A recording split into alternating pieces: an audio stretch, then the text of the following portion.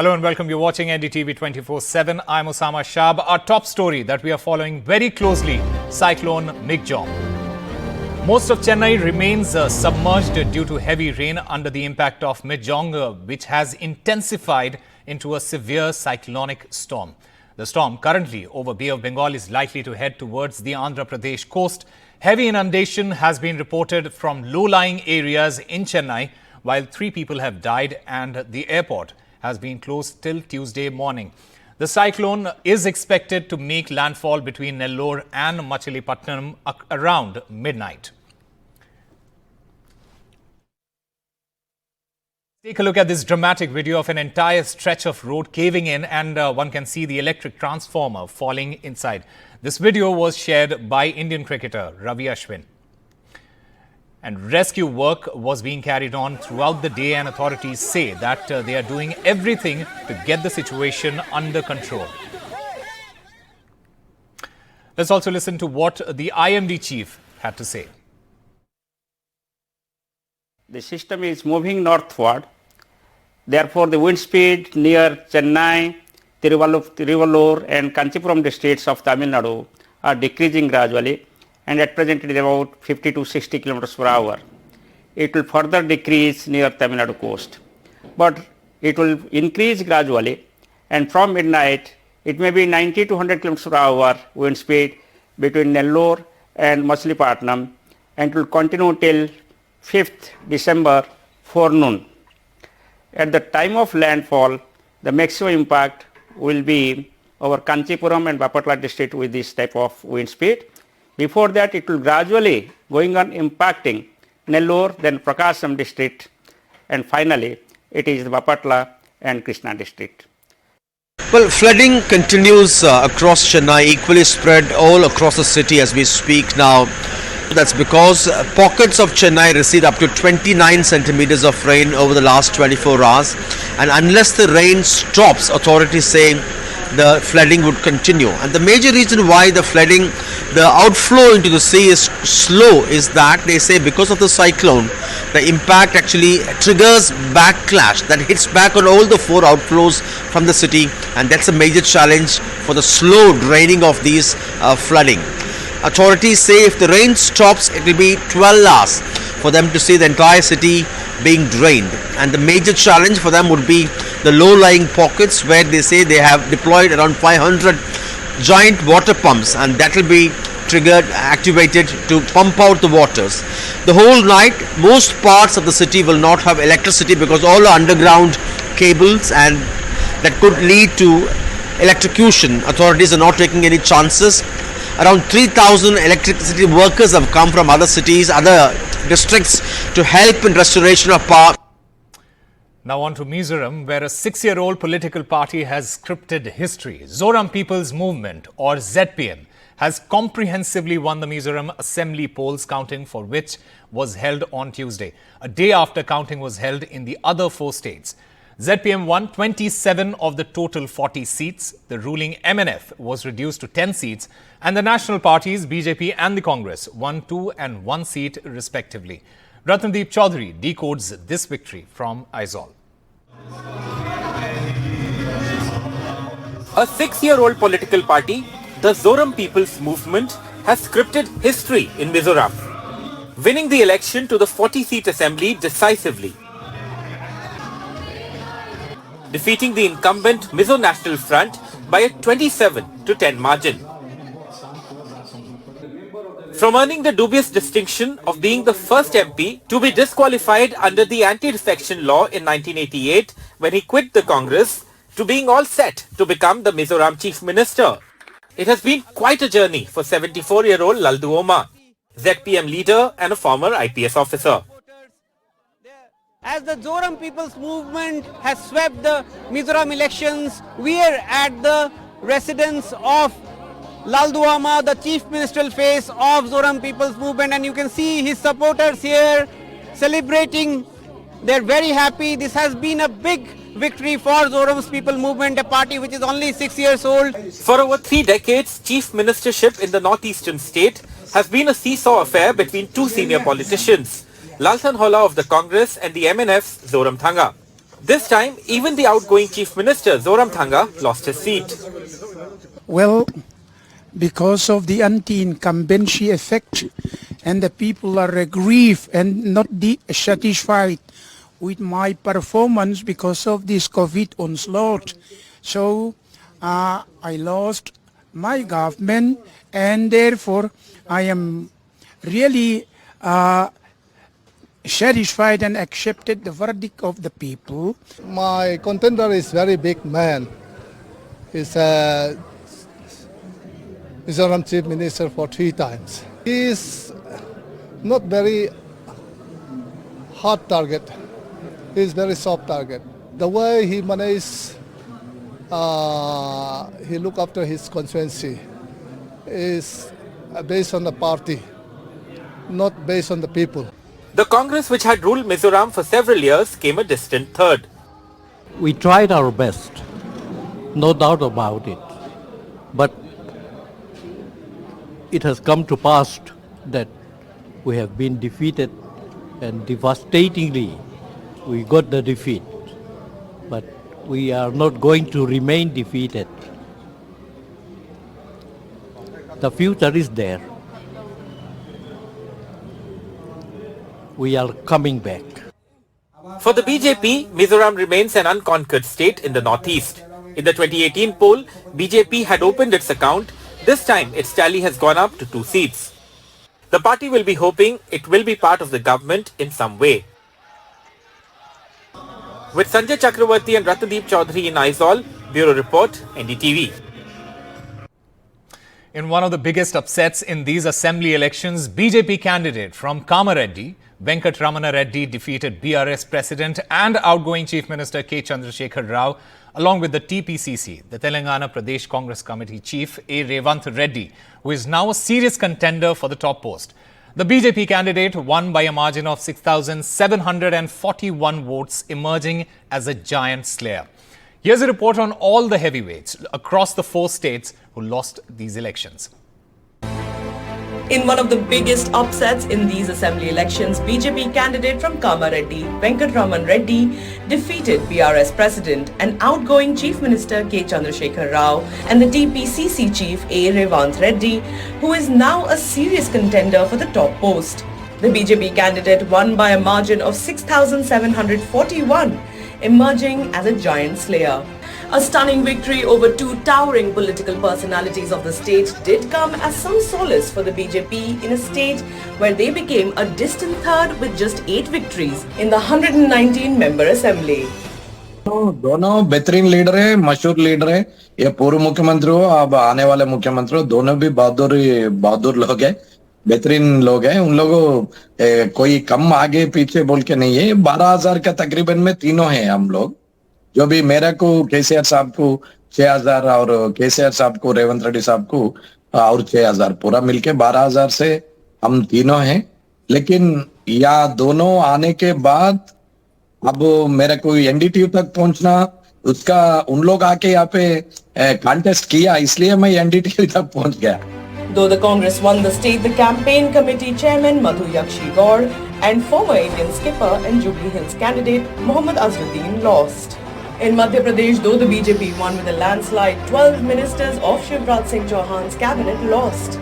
This included state's controversial Home Minister Narottam Mishra, who lost from the Datia seat by a margin of 7,742 votes to Congress candidate Rajendra Bharti. Though Chief Minister Chauhan won from his traditional seat of Budni for the 6th time by a record margin of 1,04,974 votes, the highest margin of victory in the state was registered by BJP leader Ramesh Mendola, who won by a margin of 1,07,047 votes from Inodri 2 seat. The BJP stormed back into power in Chhattisgarh, having registered its best ever electoral performance in the young central Indian state. State's Deputy Chief Minister T.S. Singh Deo and 8 others bit the dust. I don't think the tribal vote has shifted away. You know, one tribal seat we lost by 14 votes. Another tribal seat, that is Kankir. Another tribal seat we lost by about 100 or 200 votes. That is Pathalgaon. Another seat in the tribal belt we lost by 94 votes, which is my seat. There would be other seats in this tribal belt where the margins are not so large. So this shifting, this presentation of tribal votes having shifted from the Congress, I do not think it is true. Yet there are seats in the tribal belt which we have lost by largest majorities. So we need to look into all of that. Only 9 out of 25 contesting ministers, including the Chief Minister Ashok Gehlot, in the outgoing cabinet managed to win, while 3 out of 7 contesting BJP MPs lost the battle Rajasthan. Though Chief Minister Gehlot retained his stronghold for the 6th time, Gehlot's margin of victory fell to half compared to 2018. Leader of opposition Rajendra Rathore and former BJP President Satish Punia from the Saffron Party, who also bit the dust.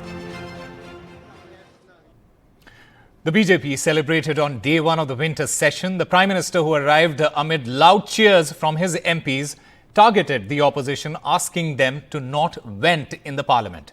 The opposition is likely to take up issues of Qatar and Manipur in the parliament. 15 sittings will take place in this winter session.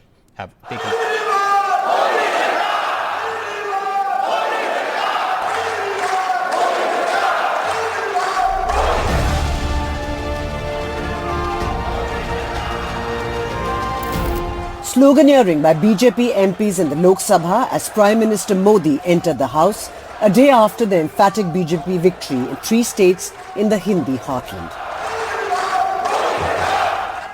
Outside the House, while giving his customary speech before the session began, the Prime Minister said he hoped for constructive debate. हताशा निराशा होगी, आपके साथियों को आपका दम दिखाने के लिए कुछ न कुछ करना भी पड़ेगा, लेकिन कम से कम लोकतंत्र के इस मंदिर को वो मंच मत बनाइए। आज मैं राजनीतिक दृष्टिकोण से भी कहना चाहता हूं कि आपका भी भला इसमें है कि आप देश को सकारात्मकता का संदेश दें। The last full session of the 17th Lok Sabha is a brief one, ending on 22nd December. On the government's agenda, 19 legislative business and 2 financial business bills. Contentious bills to replace the IPC, the Indian Evidence Act and the CRPC are on the agenda. And the bill to reserve 33% seats for women in J&K and Puducherry assemblies. Though the winter session began on a note of great buoyancy for the Treasury benches and further demoralization of the INDIA bloc, the opposition is looking at taking up issues of Indians on death row in Qatar, alleged misuse of central agencies like the CBI and ED, and rising inflation. Also, the opposition is demanding a discussion on the Manipur situation. The 15 sittings of the winter session are likely to be stormy, and the Lok Sabha also taking up the Ethics Committee report on Trinamool MP Mahua Moitra. On November 9th, the committee had adopted its report recommending Moitra's expulsion from the Lok Sabha over the allegations of cash for query.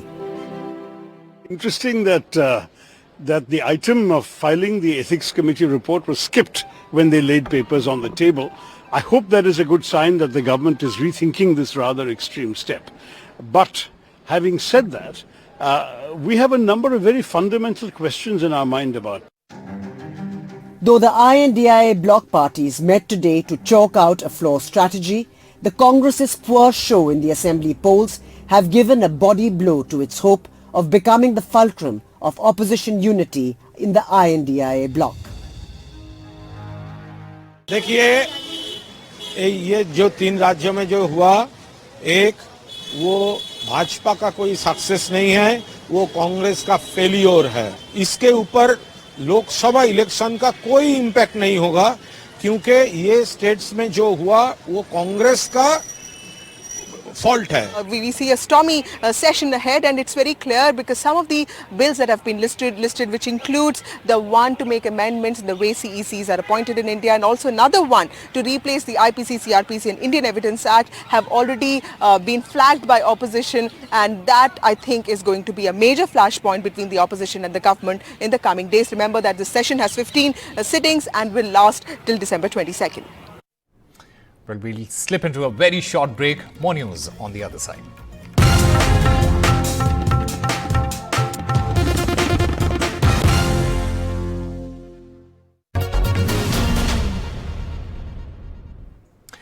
After the debacle in the recently concluded assembly elections in Madhya Pradesh, the Congress High Command has asked senior leader Kamal Nath to tender his resignation from the post of state party chief. And this is what sources have said.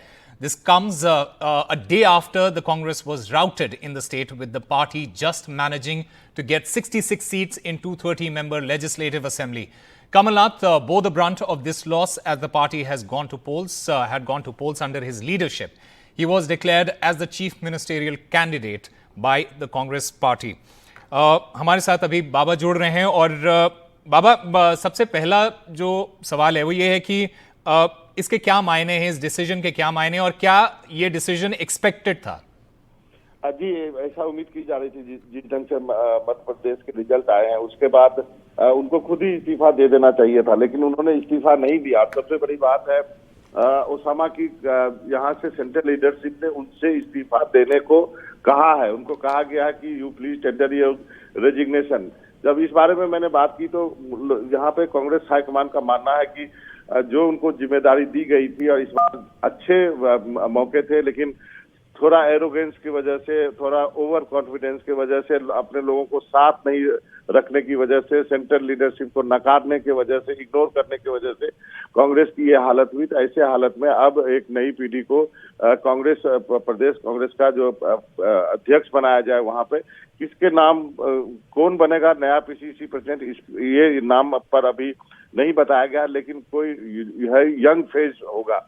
दूसरी बात यह है कि अभी तक जो है PCC जो होते हैं, जो है प्रदेश कांग्रेस चीफ हैं थे कमलनाथ, वो पोस्ट उनसे छीन लिया जाएगा, लेकिन जो हाउस में मध्य प्रदेश के विधानसभा में वो लीडर ऑफ अपोजिशन बने रह सकते हैं। अब इसमें देखिए एक बात यह है कि अगले साल जो है लोकसभा का चुनाव होना है और तब तक जो है कमलनाथ जो है वो लीडर ऑफ अपोजिशन वहां पे होंगे। अब कमलनाथ और पार्टी उस वक्त तय करेगी कि क्या कमलनाथ को छिंदवाड़ा से एमपी का इलेक्शन लड़ाया जाए और उनको कहा जाए कि आप जो है लीडर ऑफ अपोजिशन यानी वहां विधायक का पद छोड़ दे और वो पद भी किसी नए कांग्रेस के लीडर को दिया जाए। तो ये दो चीजें तय होनी, लेकिन एक चीज तय हो गई है कि अब कमलनाथ को कह दिया गया है कि वो पार्टी प्रेसिडेंट से, मध्य प्रदेश के कांग्रेस पार्टी प्रेसिडेंट से इस्तीफा दे दें। बाबा, एक और छोटा सा सवाल ये है कि जब पिछले विधानसभा चुनाव हुए थे उस टाइम में कमलनाथ को काफी प्रोटेक्ट किया गया था, और क्या इस बार इस चुनाव के हारने के बाद कांग्रेस जो पिछली बार उन्होंने जो गलती की थी वो दोबारा नहीं दोहराना चाह रहे हैं? निश्चित रूप से पिछले बार पार्टी ने उनको खुला हैंड दिया था और पार्टी को वो सरकार में लेके आए थे, 18 महीने मुख्यमंत्री भी रहे। उसके बाद जो है पार्टी को लगा कि इस बार के चुनाव में शायद वो करिश्मा दोहरा पाए और इसके लिए उनको फ्री हैंड दिया गया था। उनको जो बातें उन्होंने सेंटर को, दिल्ली को बोली, 10 जनपद को कहा, चाहे मल्लिकार्जुन खड़गे जी को कहा, सब माना गया।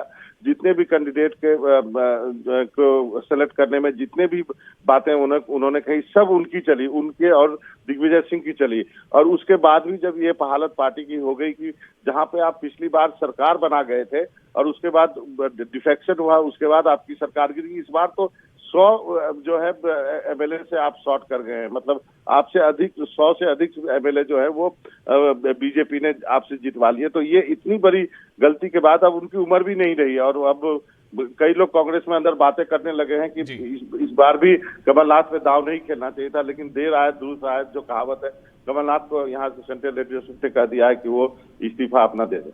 All right, Manoranjan Bharti, thank you very much for all those details.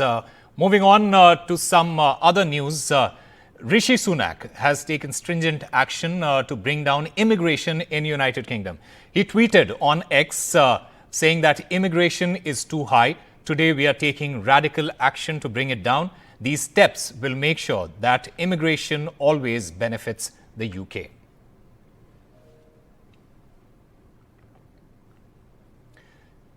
Well, we'll slip into a very short break. More news on the other side.